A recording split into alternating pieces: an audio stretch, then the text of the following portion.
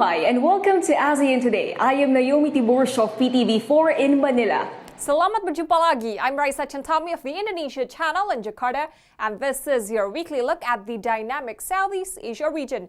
We begin in Brunei, where the 38th ASEAN Summit was held from October 26th without the leader of a member state. Myanmar's Min Aung Hlaing was excluded from the three-day gathering because of protester resistance to a military coup in February. In return, the country refused to send any representative to the summit. Those who did attend addressed the crisis in Myanmar, along with the recovery from COVID-19 and trade issues. This year, we have made significant progress in strengthening our cooperation with external partners. Our work with them has greatly expanded, especially as we collectively address COVID-19 and prepare our community for the future.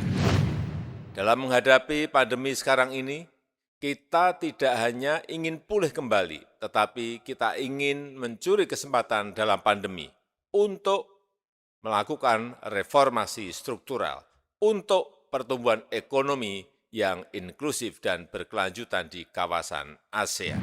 The United States strongly supports the ASEAN outlook and the Indo-Pacific and the rules-based regional order. Our continued cooperation is only growing more important, not less, more important, as we strive together to meet the challenges that are going to shape the 21st century, moving forward, tackling COVID-19 pandemic, taking on the climate crisis, strengthening our cyber defenses and producing new technologies, upholding freedom of the seas and commerce, and so much more.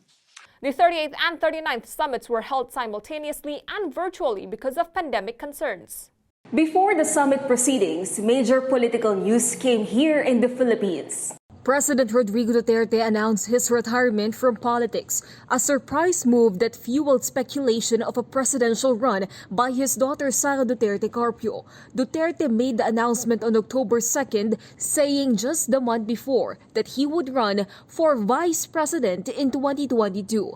97 candidates have filed for the office, including current Vice President Leni Robredo and Manila Mayor Francisco Domagoso. Senator and retired boxing champion Manny Pacquiao has also said he is running. The Commission on Elections will announce the final list on November 30th, with the election scheduled for May 9th, 2022. Flash floods and landslides caused by heavy rains killed at least 40 people, with 18 others reported missing in the Philippines' main island of Luzon. Typhoon Kompasu hit the country for 5 days from October 7th, resulting in $83 million worth of damage to infrastructure and agriculture. More than 43,000 people were displaced, with nearly 7,400 houses damaged. The Philippines is hit by an average of 20 tropical cyclones every year. The strongest typhoon to hit the Philippines was Typhoon Haiyan.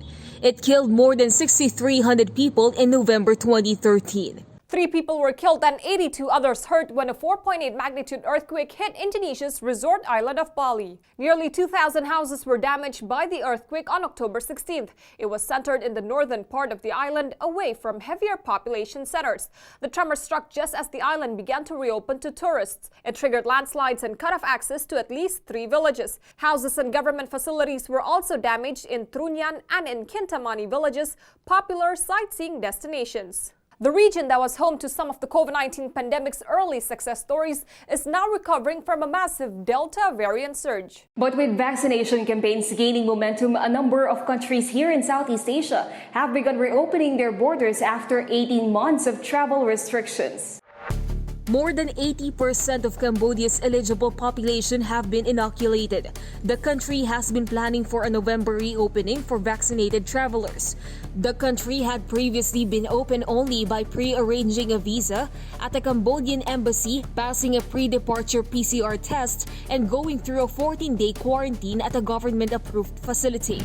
Southeast Asia's most vaccinated country put its reopening plans into high gear in October by adding 11 low-risk countries to its vaccinated travel lane system. It first allowed quarantine-free flights for fully vaccinated visitors from Brunei and Germany in September, then added Canada, Denmark, France, and Italy and the Netherlands to the list on October 19. And here in the Philippines, domestic tourism has restarted, with top attractions such as Boracay and Cebu already accepting local visitors. The government has begun a twice-monthly updated list of low, medium, and high-risk countries. Visitors need to pass a PCR test while undergoing a 10-day quarantine for vaccinated travelers or a 14-day quarantine for those who have yet to receive their full dose. Indonesia has joined the list of those allowing international guests. Bali reopened to international travelers from 19 countries on October 14th. The list includes Italy, India, France, Portugal, Spain, New Zealand, and the United Arab Emirates. Visitors must pass an on-arrival PCR test and undergo a 5-day quarantine upon arrival, among other requirements. Malaysia has been closed to international tourists since early 2020, but there's hope on the horizon now that 90% of its adult population has been fully vaccinated. The government lifted a ban on interstate travel and is now considering the careful reopening of its borders from mid-November. Thailand has been by far the most accommodating country for foreign tourists in this region. The country made its first move in July to reopen through the Phuket Sandbox program, which saw the popular resort island welcome vaccinated travelers. This was soon followed by other destinations in southern Thailand. But that country's tourism industry has suffered severely, as in other destinations. ASEAN Today's Karina Tasha reports on how the foreign investors are now showing strong interest in picking up properties in Thailand's resort towns. Thailand pioneered Southeast Asia's tourism reopening with its Phuket Sandbox on July 1st, where fully vaccinated travelers with a negative PCR test result can skip the 14-day quarantine upon arrival. As of October 15, Phuket has welcomed more than 48,000 international travelers, generating more than 2 billion baht, or $59 million in revenue. More than 850,000 rooms were booked at certified hotels, but this is far from pre-pandemic levels.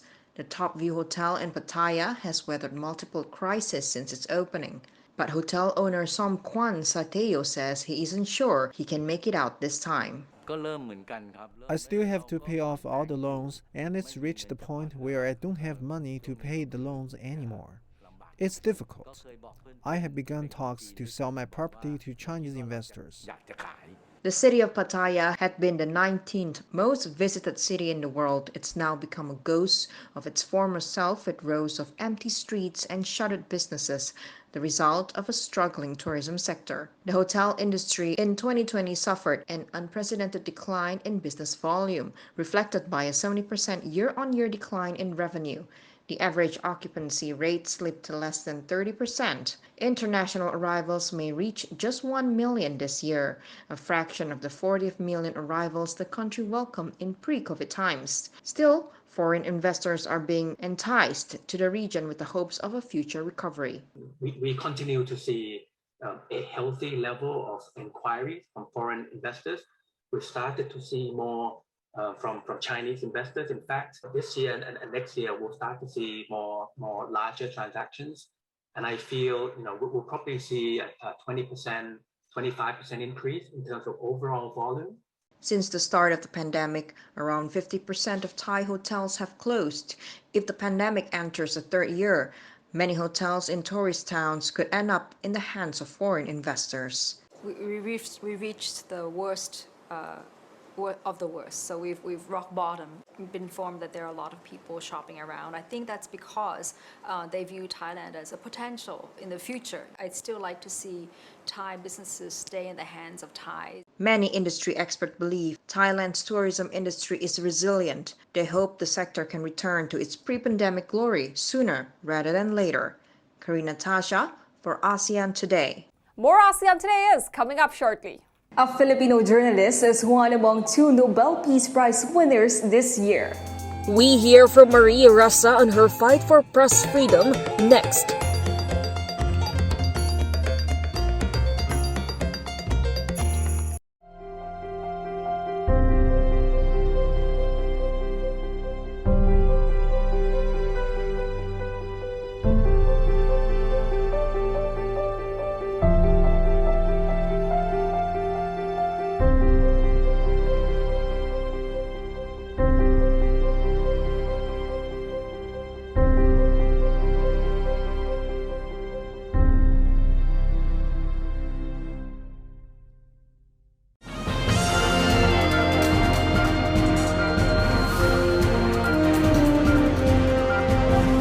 saya ingin mengumumkan kerjasama dengan The Indonesia Channel.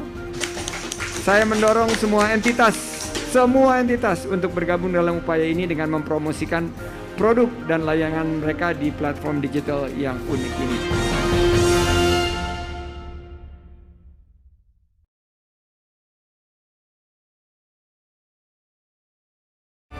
Welcome to Foodiepedia. Every week in this program, I will introduce you to one of Indonesia's fabulous food items. Yummy. Beautiful. Now, I'm ready to cook. Let's go to the kitchen. It's done. Let's meet to eat. Foodiepedia on the Indonesia Channel.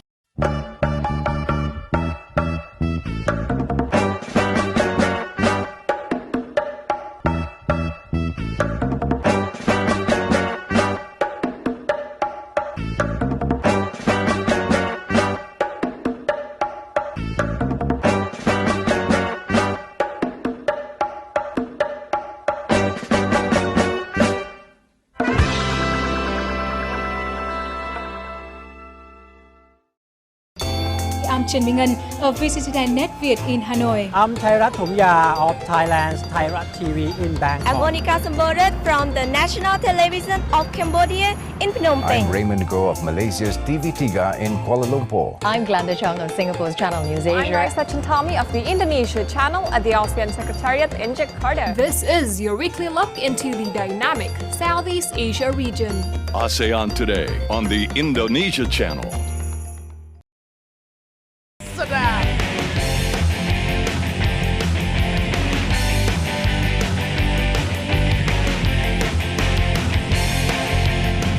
The best of Bali, only on the Indonesia Channel.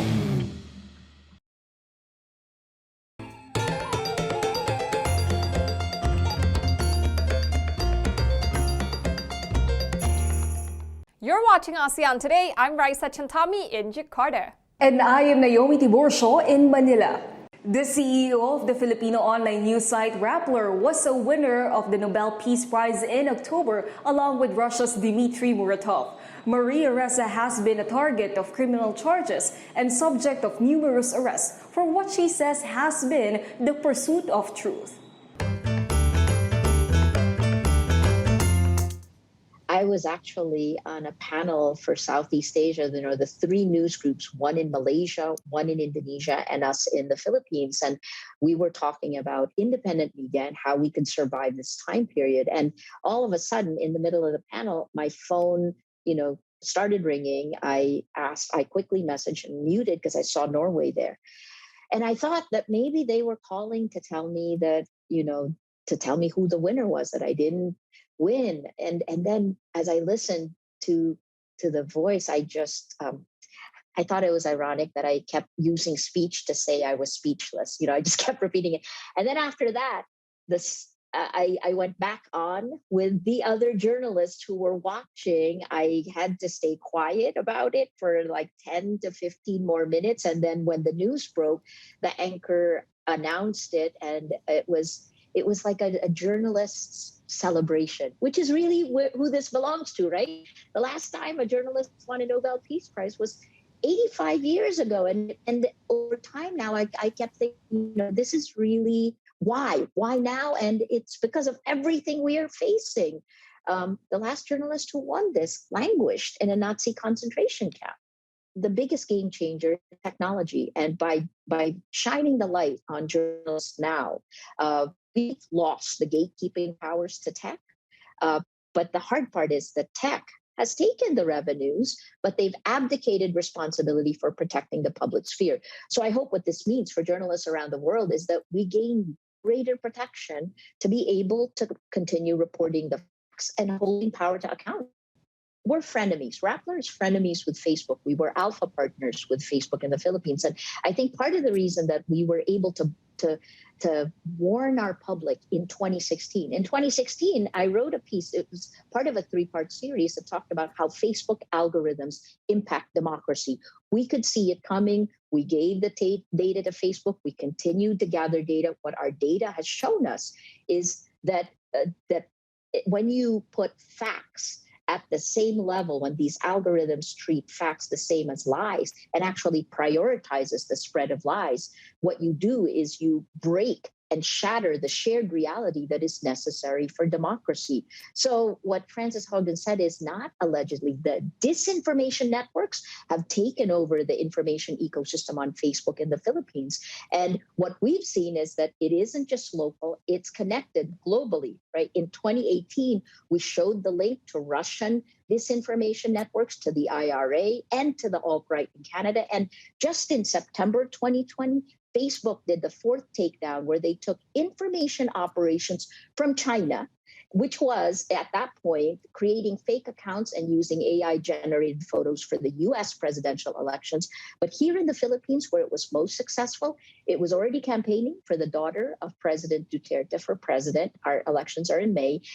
It was also burnishing the image of the Marcoses, and it was attacking me and Rappler from China. So, there's nothing alleged about it, and the data is there. I've talked to so many news heads who, worry about trust. It's no longer in our control. So the first thing we must do is demand guardrails be put in place on these platforms. The best one sentence for the crisis we face today comes from an American biologist, E.O. Wilson. And he said that the crisis we are facing is our Paleolithic emotions, our medieval institutions, and the godlike technology. So as we move to our presidential elections in May, I have no illusion that we will have the same kind of support from the social media platforms that the US elections had. So I am actually renewing calls, please, for enlightened self-interest, turn up quality news. We need the facts in order to maintain, in order to continue democracy. This is my 35th year as a journalist, and in a little less than 2 years, I received 10 arrest warrants. My government filed 10 arrest warrants against me. I'm 60% of almost 500,000 attacks on social media aimed to tear down my credibility. But here's the upside. It's kind of like the rest of the world. Journalism is our information ecosystem is in creative destruction.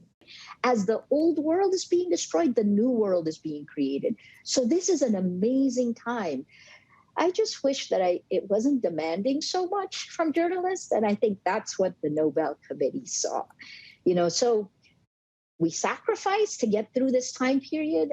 The other effort is to try to help independent media survive. It's part of the reason I agreed to be the co-chair of the International Fund for Public Interest Media, along with the former CEO of the New York Times, Mark Thompson. We aim to raise from ODA funds $1 billion a year to help independent media survive. You're going to need both guardrails on tech and then help for media because the advertising model has crumbled. Raissa is only the 18th woman to win the Nobel Peace Prize in its 126-year history. She was a former CNN bureau chief in Southeast Asia. More ASEAN Today is coming up shortly. We head to Singapore. That's where some are spending $6,000 for a plant. Would you?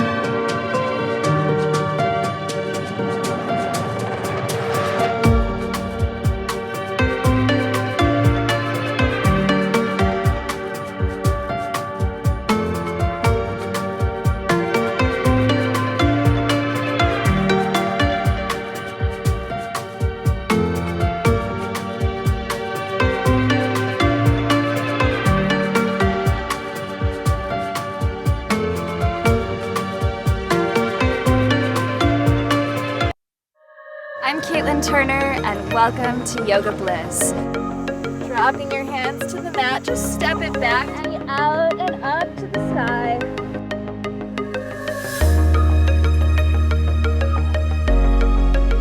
Up through your fingertips. Reach your right hand back behind your head. Let your hands separate forward and then start. Yoga Bliss, only on the Indonesia Channel.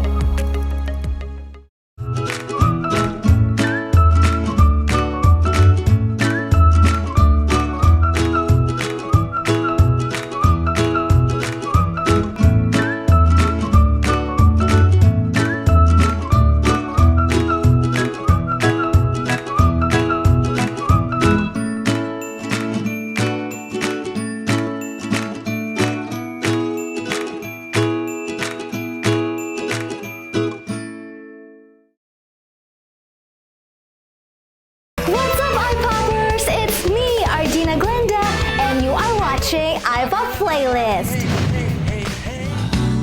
Semuanya perasaan, rasa cinta ku persembahkan untukmu di dalam lubuk hatiku.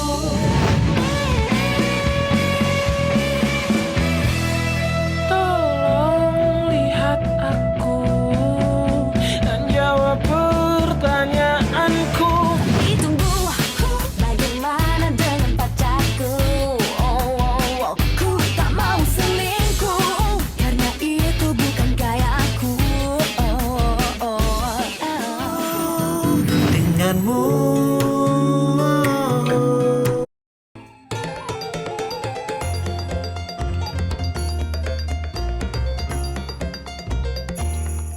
This is ASEAN Today. And we are coming to you this week from Manila and Jakarta.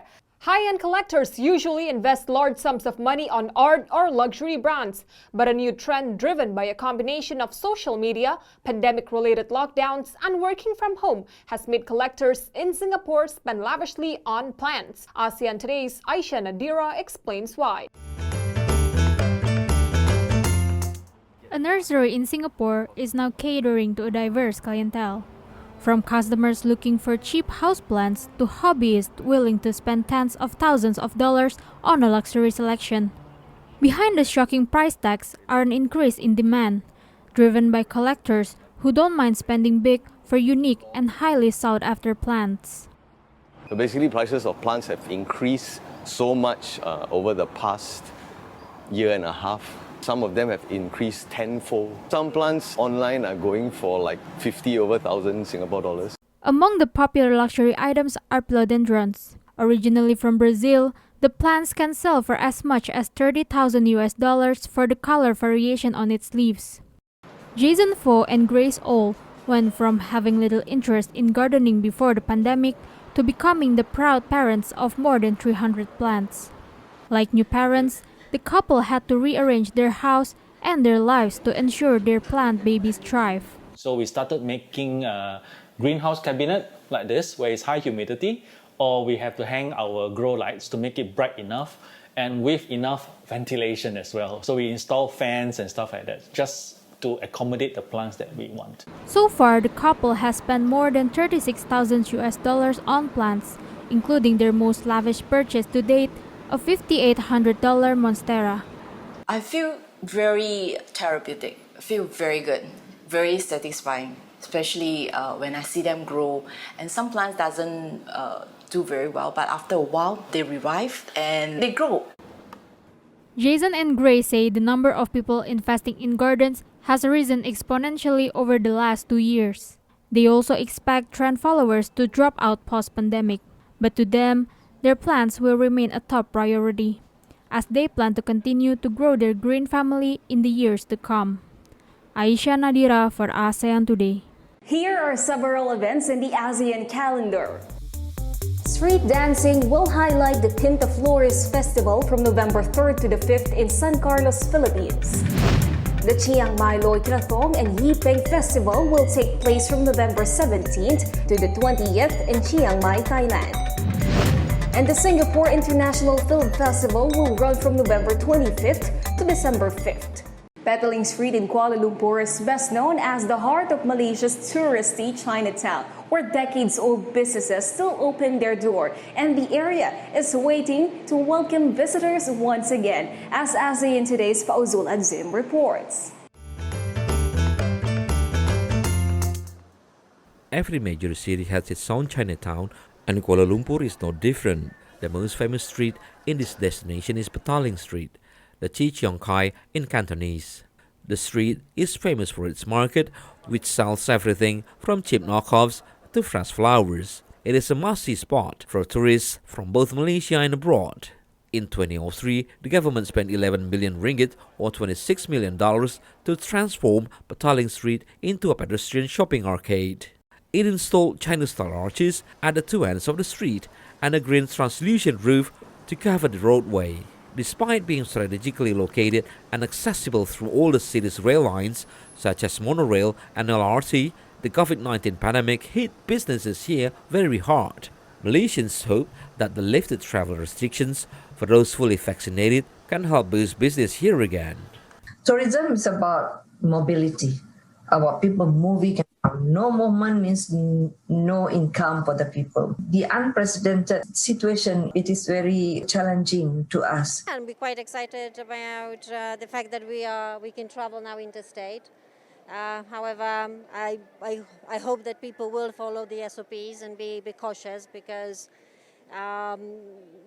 we have to be quite aware of the fact that the pandemic still exists. With the easing of travel restrictions, state governments are looking forward to a return of all visitors for a revival of tourism and the service industry.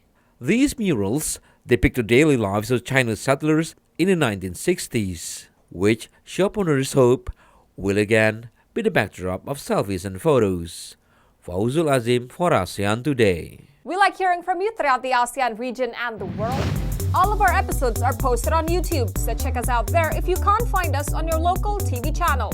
Then let us know what you're thinking or what you want to see on the program. Email us at ASEANTodayTV@gmail.com, post something on our Facebook page, or tweet us at ASEANTodayTV. Indonesia ended an almost two-decade wait to win badminton's top prize. The country brought home the Thomas Cup from Denmark after beating defending champions China on October 17th. Olympic bronze medalist Anthony Sini Sukaginting got Indonesia off to a solid start with a victory over Lu Guangzhou. Jonathan Christie delivered the final blow by taking out Li Shifeng. Indonesia's shuttlers have now won the cup 14 times since the event began in 1949, more than any other country. And that's ASEAN Today for this week. Terima kasih. I'm Raissa Chentami of the Indonesia channel in Jakarta. And I am Naomi Tiburcio of PTV4 in Manila. Maraming salamat po. Thank you very much for watching. Please join us again next time for ASEAN Today.